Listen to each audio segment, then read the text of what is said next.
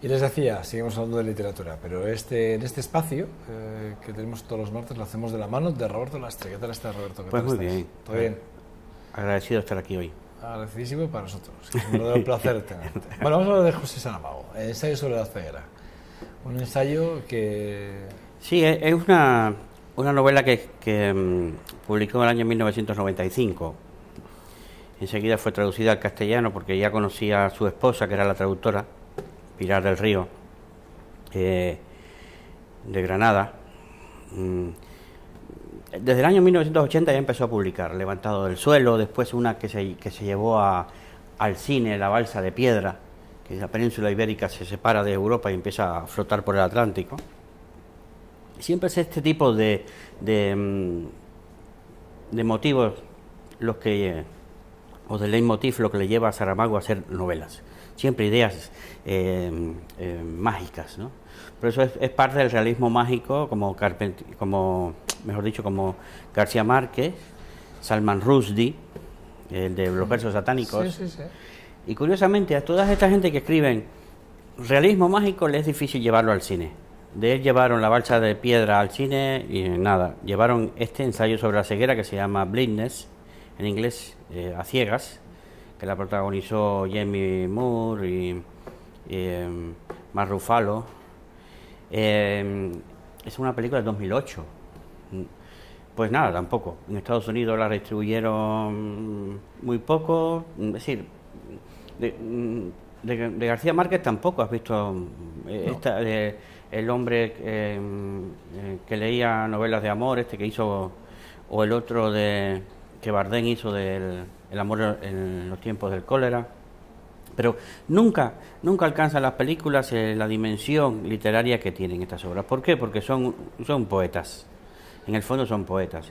Esta es una novela que yo te puedo contar de todo, desde el inicio hasta el final, pero lo que vale es leerla. No es la historia, no es el contenido, que también lo es. Esto es una novela que empieza un día en que un hombre va en un coche, para en un semáforo, todo el mundo le empieza a pitar y él se da cuenta que se ha quedado ciego. Pero es una ceguera blanca, por eso le llaman el mal blanco, después una ceguera blanca, que entonces él va al médico, primero busca a un hombre que lo lleve, el hombre lo lleva pero le roba el coche, cuando le roba el coche se queda ciego, el médico se queda ciego y así, es una epidemia de ceguera. Es una epidemia de ceguera. Esa es digamos, la realidad, la que se cuenta, una epidemia de ceguera. ¿Qué hacemos cuando hay una epidemia? Hombre, pues en este caso los meten en un manicomio vacío.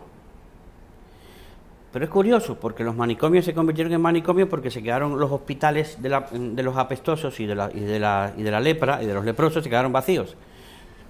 Termina la peste, termina la lepra y se quedan aquellos edificios enormes vacíos. ¿Y qué hacen en el siglo XVI y XVII? Pues meter a los locos. Los locos se convierten en un problema. Entonces, los locos son un problema hasta el siglo XX, en que empiezan a desaparecer los manicomios. Estos manicomios vacíos son ideales para albergar a toda esta gente ciega. Internan allí a los ciegos, los dividen por salas para que no se comuniquen, porque se supone que los que se relacionen con ellos caen ciegos. Por lo tanto, adquirir la comida es una pasada porque se las dejan lejos, ellos los ciegos tienen que ir arrastrándose hasta que encuentran las cajas de comida para llevar. Y ahí empieza una cuestión que es curiosa, es decir, ellos pierden la visión, pero descubren que tienen un corazón, descubren que son un ser social, que viven en sociedad, que hasta ese momento habían vivido ciegos de otra cosa.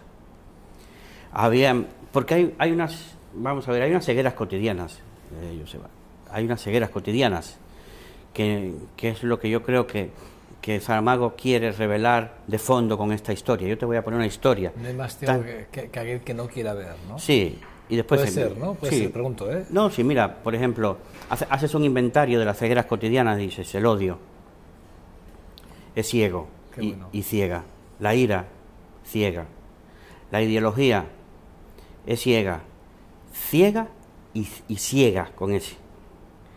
La política es ciega, porque solamente ve individuos anónimos, grupos humanos, no, quizás ni humanos, ve ciudadanos, sí.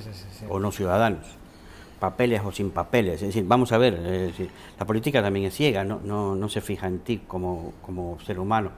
La ambición es ciega. El futuro, ¿existe el futuro? ¿El futuro es visible? ¿Cuántas veces has ido por la calle en Vitoria, por ejemplo? Bueno, ya no digo una gran ciudad, pero en Vitoria por la calle, cuando pasas por la Virgen Blanca, por la calle Postas, ¿no? Sí. A veces yo voy bajando por Diputación y miro hacia allí y veo una cantidad de gente, de cabezas, y digo, no podré pasar por ahí, de la cantidad de personas que hay, ¿no? Pues pasas, y pasas inadvertido, invisible, ¿no? Y tú dices, ¿para cuántas personas no me ven? Pero ¿a cuántas yo no veo? Porque ni me fijo. Entonces, yo creo que esta es la gran metáfora de esa cuestión, ceguera, ¿no? de esa ceguera cotidiana y social que hay, ¿no?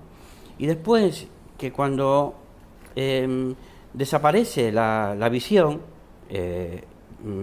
y también descubrimos que existe la razón, pero es que cuando descubrimos que existe la razón, la racionalidad, vemos que la racionalidad también es ciega.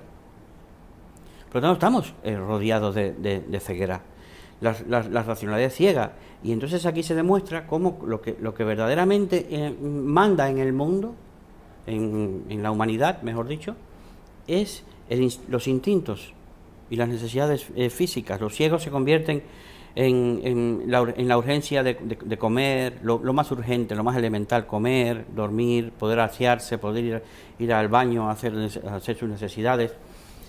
Aparece porque cuando desaparece el orden institucionalizado, los individuos por instinto van a buscar las fórmulas en el pasado. Aparece el esclavismo, bueno, no el esclavismo como sistema, pero sí expresiones, manifestaciones del esclavismo. Aparecen vandalismos, egoísmos tipo animal, ¿no? Bueno, el ser humano va involucionando hacia el ser primitivo, más irracional, ¿no? Hay una novela del año 1954 que se llama El Señor de las Moscas. Se hizo una película en el 63 y se hizo otra después en el 90, El Señor de las Moscas, que es una novela de obligada lectura en el Reino Unido, porque expresa cómo cuando unos niños llegan a una isla en un accidente aéreo, cuando empiezan a reproducir la sociedad, a crear una sociedad para la supervivencia, crean una sociedad primitiva. Es decir, ¿por qué no crear una sociedad como de donde vienen, que vienen de colegios de bien, ¿no?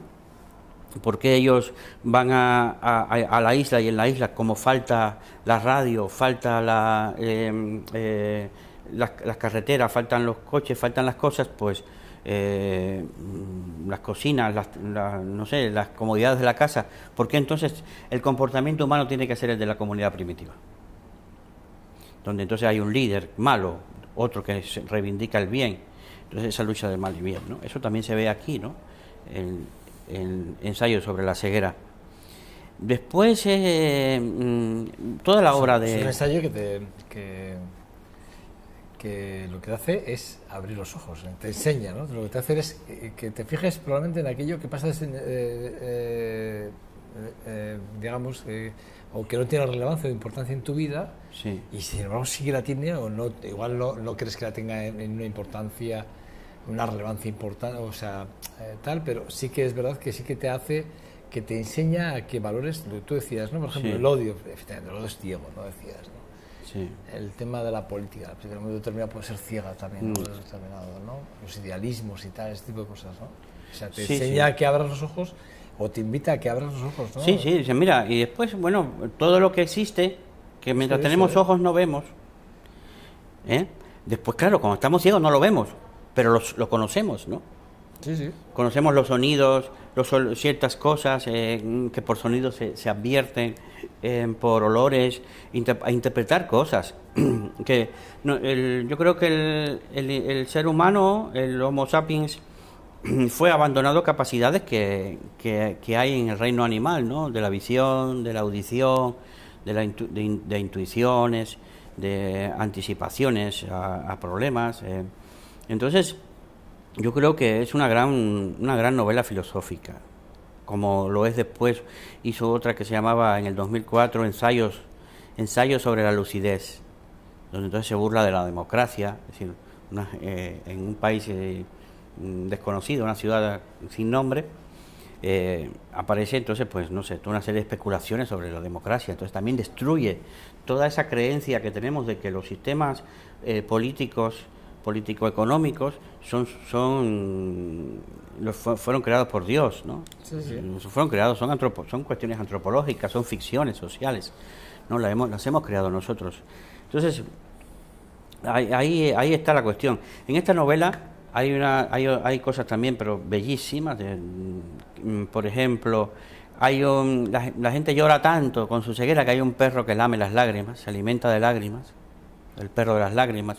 Son metáforas que solamente se han visto, no sé, en Salman Rushdie, en Günter Grass, en Miguel Ángel Asturias, en García Márquez, ¿no? Son grandes metáforas. Es una descripción física, ¿verdad?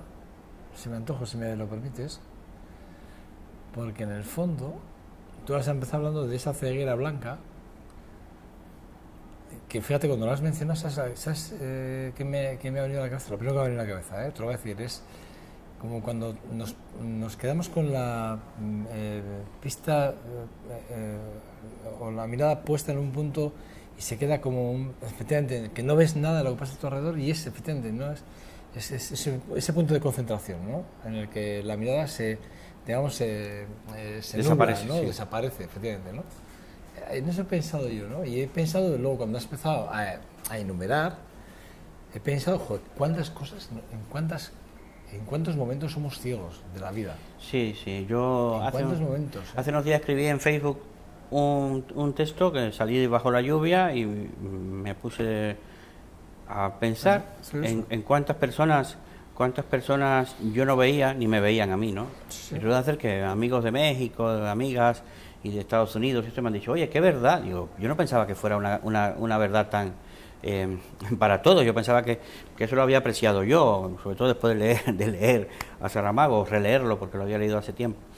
Pues me cuentan que sí, que han hecho un inventario de para cuántas personas con las que se tratan, con las que se cruzan todos los días son invisibles, ¿no? O no se ven, ¿no? Pues, claro, las metas nos ciegan, tú vas anticipado, vas a una meta.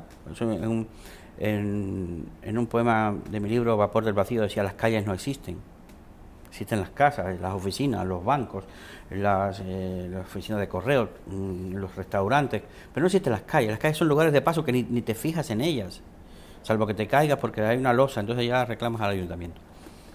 Entonces, pero que nosotros vivimos cegados, ya no vamos a decir ciegos, porque es como que nos han cegado, ¿no? Nos han obligado a olvidar muchísimas cosas, incluso hasta en casa, ¿no? Es decir, hay en la vida cotidiana, cuando te pones a poetizar, ¿no? A buscar poesía de tu vida cotidiana, te das cuenta que tienes una cantidad de felicidades acumuladas y olvidadas, ¿no? O ignoradas, que sin nada más que pensar a repararlas en ellas ya serías un poquito más dichoso, un poquito más alegre, ¿no? Es que eso, un ensayo que es una novela. ¿Cuál es el objetivo que quiere Saramago, persigue Saramago con esa novela? Es como en todas, por ejemplo, o en casi todas, porque cuando escribió Todos los nombres, pues se ve que es un individuo que se enamora de una mujer por los datos que vio en un registro civil. No ha visto ni la cara y empieza a buscar a esa mujer enamoradísimo, ¿no? Es decir, es el punto en el cual el ser humano descubre cosas fantásticas para poder motivarse la vida, ¿no? Hay un libro también precioso que se llama Las intermitencias de la muerte, De pronto la muerte deja de ocuparse de una ciudad y la gente no muere, envejecen. Es la filosofía de Schopenhauer de la inmortalidad, no de la muerte. Bueno, ¿qué pasaría? Pues que es un infierno, hombre. Se convierte la tierra en un infierno si no nos morimos, ¿no? Pues entonces, es decir, siempre hay un trasfondo para indagar sobre el sentido de la vida humana, sobre la historia del individuo, sobre la degeneración moral de la sociedad, ¿no? En valores ya axiológicos, y sobre todo también hizo El hombre duplicado, que también era una cuestión sobre la identidad. Ese yo no lo he podido leer, pero también va en este mismo sentido, es decir, vamos de anónimos, nos convierten en anónimos, en seres anónimos, ¿no? Yo voy ahora en el festival en el Azkena Rock, la forma de vestirse de la gente, ¿no? Yo no sé, me gustó la variedad de modas, la diversidad de la gente que veía por la calle, y pensaba, bueno, mira hasta dónde hemos llegado, hasta en eso, que parecemos uniformados. Todos nos ponemos vaqueros, esto, lo otro. No sé, ya no andamos en una diversidad estética de la moda tan grande como había en los 80 o en los 90, ¿no? Sí, sí. Que recordarás, o en los 60, 70. Y entonces, claro, también también Saramago se revela contra la uniformidad de la vida. Es decir, cómo nos han ido uniformando la vida, nos han ido condicionando, llevándonos siempre a ciertos carriles, ¿no? Entonces, todas sus novelas, aunque no sean críticas, vamos a ver, críticas al descaro, críticas críticas directas, porque son siempre grandes metáforas que te hacen pensar y reflexionar si la vida que llevas de verdad es una mentira o es una verdad. Si estás inventándote una vida, creyéndote que es la vida misma y no lo es, ¿no? Hay dos preguntas. Una es hablando de la ceguera, hablando de la novela, una es, se me ocurre, si tú y yo somos amigos, digo porque en la novela creo que más o menos hay un pasaje que viene a hablar de la amistad o de las relaciones matrimoniales y tal, y del acompañamiento de uno a otro, y que uno puede ser ciego y el otro no, pero el que lo es, y el otro no lo es, pero para acompañar en ese camino, que puede ser la vida, se convierte en ciego, ¿no? No siéndolo, sí. Pero por el bien de la amistad, por el bien del matrimonio, por el bien de una relación, de la que fuere, es bueno que uno se convierta en ciego. Esa es una pregunta. Y luego otra de las preguntas es, hay un momento en el que no sé, digo, no la he leído la novela, pero hay algún momento en el que esa ceguera se recupera, vuelven a ser gente normal. Bueno, hay una cosa que la mujer del médico, que es el que denuncia la epidemia, que hay una epidemia, el médico se queda ciego y cuando ya lo vienen a buscar le llaman, oye, que te tenemos que llevar en una ambulancia. La mujer entonces recoge todas las cosas, todo lo que pueda y una maleta previendo lo peor. Y cuando se va a montar en la ambulancia le dice, no, yo me voy, que también estoy ciega. Y ella se hace pasar por ciega. El hecho de que se quiera hacer pasar por ciega la salva de la enfermedad, porque ella mantiene su conciencia de que se quiere hacer ciega. Y es la que al final hace el cierre de la novela diciendo, ¿y no estábamos ciegos antes? Esto en vez de una ceguera no fue un despertar. O sea, que de alguna forma sí que se recupera. Exactamente. ¿No?